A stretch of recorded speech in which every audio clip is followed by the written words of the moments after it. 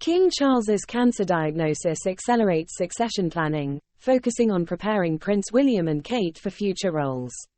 Despite undergoing treatments and exercising caution, experts believe that the king has already initiated succession planning.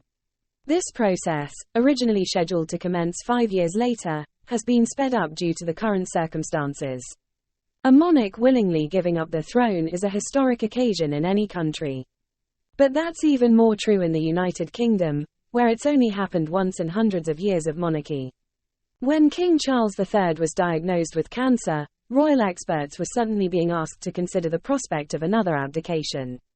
Few believe the man who waited 7 decades to become king will abdicate, but a number of questions remain if he does.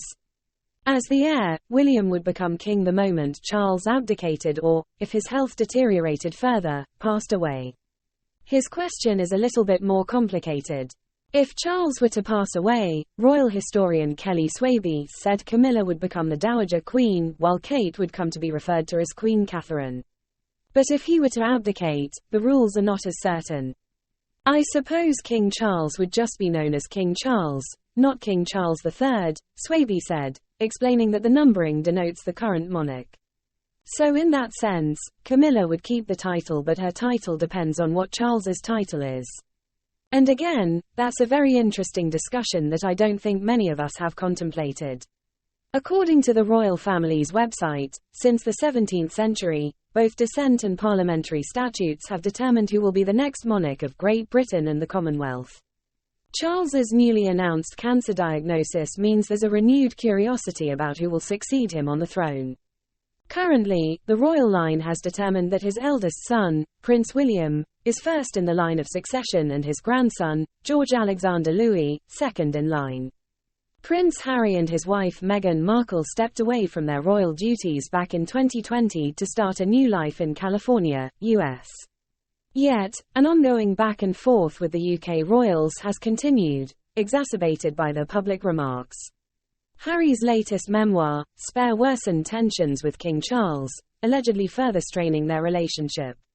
Now, royal experts suggest that the palace has initiated succession planning, and that Harry is definitely not in line of succession, although he remains unconvinced.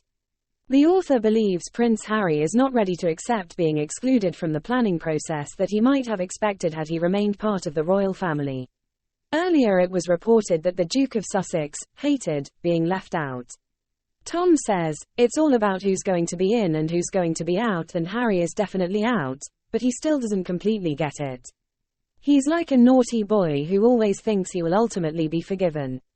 The royal author has pointed out that the king's priority is to hand over royal duties to his oldest son Prince William and his wife Kate, whom he trusts more than anyone else as the successor to the throne.